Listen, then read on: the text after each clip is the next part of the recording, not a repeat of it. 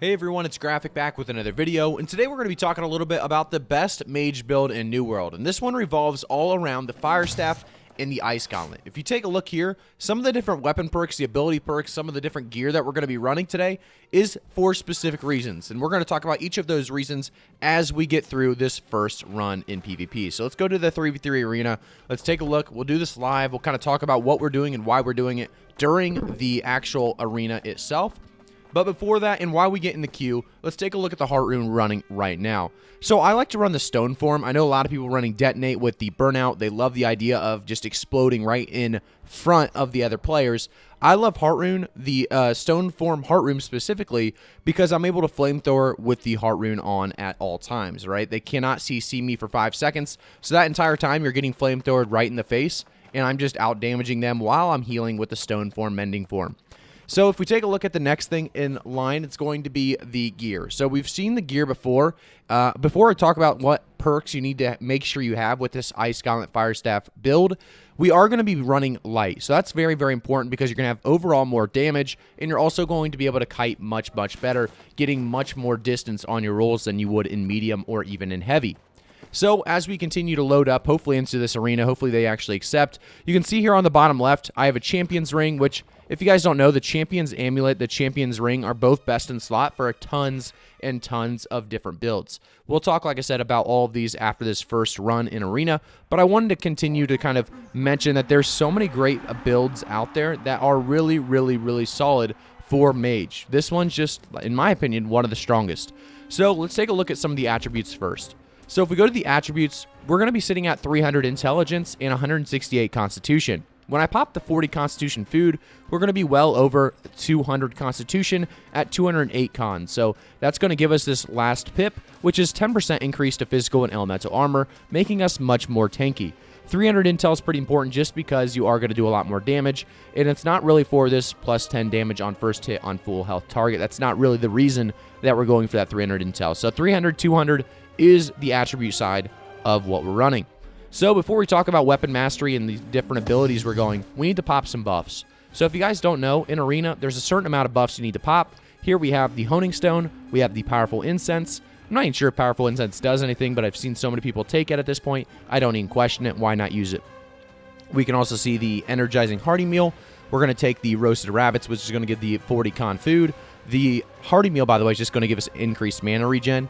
And then the Focus Potion is the most important thing to take at the last second, because 60 seconds, for 60 seconds, you're going to have insanely high mana regen rates. So let's take that there right at the end. Make sure we had the Honing Stone pop, do that one more time. But for the most part, you guys all know this. Let's get into the gameplay. So I am going to be leaned forward pretty good here because on YouTube I have different... different voice activation than on like Twitch or something, so I'm kind of in a weird state, but I like to engage with this build, right, because you're not going to get punished very often with the engagement because you are going to have Totem, or not Totem, but Pillar, what is it called? I can't even think of what it's called now at this point, but Entomb, because I have Entomb, I'm not going to get punished very much at all, and you can see that, like, I mean, I can go into full throttle, and I have Burnout plus Entomb, so I'm going to get out of any situation.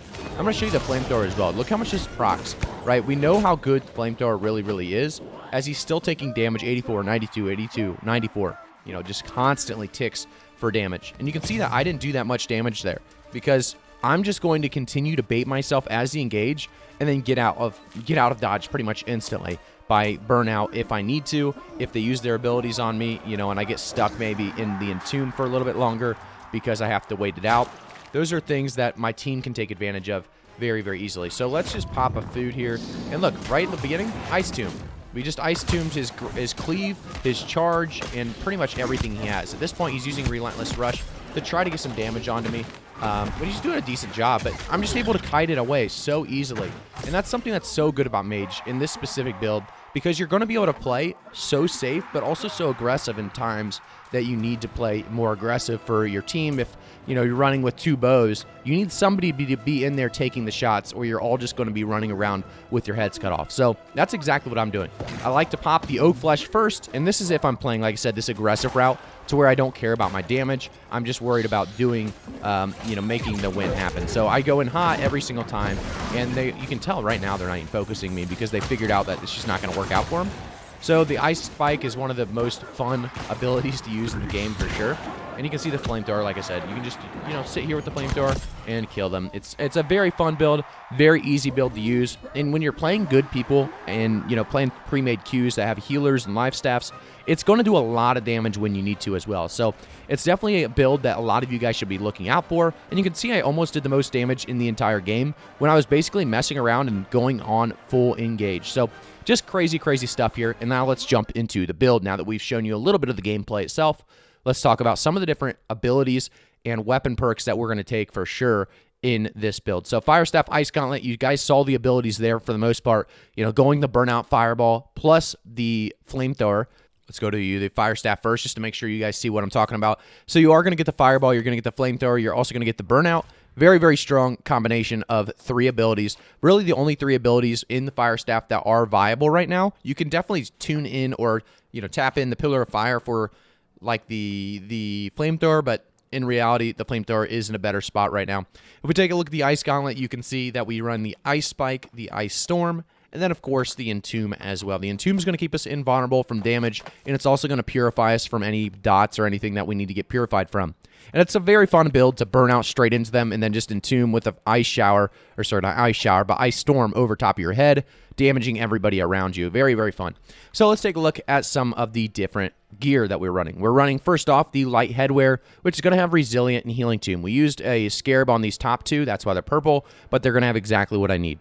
So resilient and healing tomb is going to be huge because heal for 18% of your base health after entomb ends is going to be massive for any PvP you do.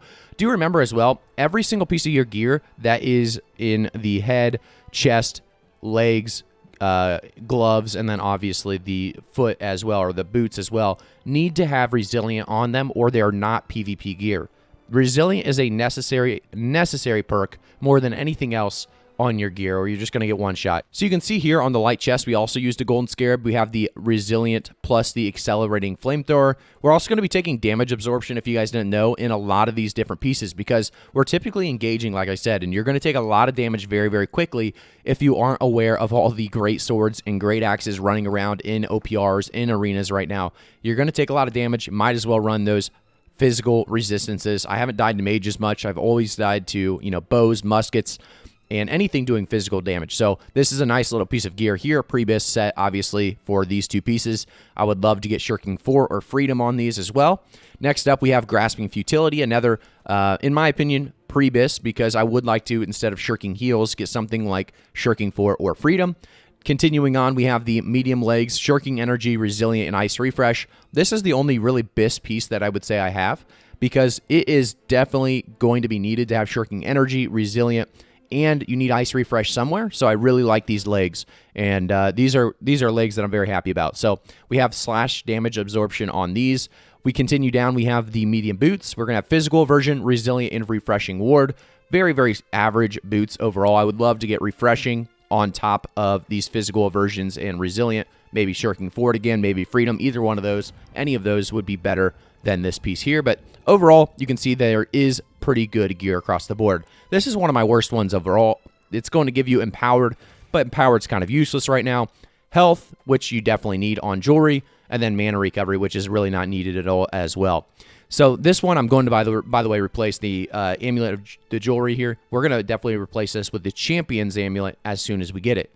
Unfortunately, we're about 70 tracks in, and we still don't have the Champion's Amulet. Next up, we have the Champion's Ring. So Champion's Ring is definitely going to be one that we're going to continue to utilize for quite a while. It has Invigorated Punishment, which is a PvP-only ability, dealing 2% bonus damage per buff on a player, max 8 buffs. You have 9.8% more max stamina and 12% critical chance. So you have to remember here, guys, 8 buffs plus 2%, or sorry, times 2% is 16%. You can do 16% more damage if they have that many buffs on them. Champion's Ring is definitely a nice one to have.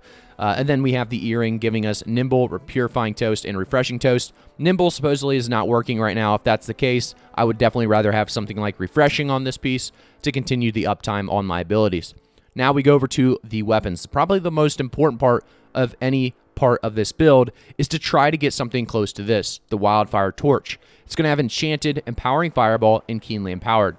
The only thing I would love to change about this is Keenly Empowered for something like Attunement. So Attunement is huge in the current meta. It's going to give you about 18% increased damage, I believe. So let's go take a look real quick. If we actually go to buy, we go to attunement, or sorry, add perks. So yeah, Abyssal Attunement says attacks deal an additional 18% damage as void, or you can get the nature one, etc. But it's going to have a cooldown of 1 second. So basically 18% every single attack you're going to be doing. Plus you have the flamethrower proccing. It's just so good. And that's why, like I said, attunement I would love to take over keenly empowered, and that would be Abyss in my opinion. Next up, we have the Ice Gauntlet. This one you're going to want Unending Thaw, Vicious, and then you can go with whatever you want after that. But I do have Keenly Fortified, which isn't too bad. It's going to give me a little bit of Fortify after a critical, and you're going to have a little delay on the uptime as the cooldown is 10 seconds. But overall, typically you're going to take opals in your weapons. You can see here I have an opal in the Ice Gauntlet. But when it comes to the firestaff, we're going the Empowered Gambit, which is basically the empowered opal rune glass gem, basically. So you can see here, we're going to actually inflict Hex, dealing 8% arcane damage per second for 2 seconds. And then we're going to also have the regular, the regular opal, basically, ability in there where we're low stamina. We're going to do additional damage. I don't think there's any dummies here to really test it on. I probably should have thought of that, but it's not a big deal. You guys seen it happen in-game probably as well. It does typically about 200 extra damage depending on who you're playing against, light, heavy, medium armor users, and kind of their resistances as well. So it does a lot. An extra 200 damage per auto or per attack is not something to complain about, that's for sure. So let's take a look here at the weapon mastery again. I don't think I should. Did I even show you Ice Gauntlet? I definitely did. Yeah, the Ice Spikes is so big, though. You saw the ability perk here on the pants. Yeah, the Ice Refresh. Killing Blow with Ice Spike's Mighty Spike or Spiky Reach will reduce all ice cooldowns by 43%. So you can have massive cooldown reduction on all of this. And that's something I like to prioritize as a mage, is refreshing the cooldowns as quickly as possible. Having that Entomb, having that burnout to get out of sticky situations nonstop is huge. Also, Fireball is a great way to finish people off. If there's a one-shot across the map, well, let me Fireball him. If he has no stamina, he's not going to be able to do anything about it. Also, you're going to have the Flamethrower. Really good for competing against those melee users. And if you have to dodge roll out of it and reset. You can burn out across the map. It's just a really fun build to use, and you can actually go about any heart rune you really want to, but I do like Stone Form in this case, just because I love flamethrowing with the Stone Form activated and taking 0 damage while literally basically healing up in front of them and not being able to get crowd controlled. It's a fun thing to do, and I suggest anybody with any love for Mage try this build out, because it is one of the strongest, most fun builds I've played in New World in quite some time. Thank you guys again for tuning in. Make sure to like the video, subscribe to the channel, and if you guys haven't already, make sure to jump over to twitch.tv/iGraphicEye. I do stream Monday, Thursday, and Saturday at 6 p.m. Thanks again. I'll see you guys all in the next one.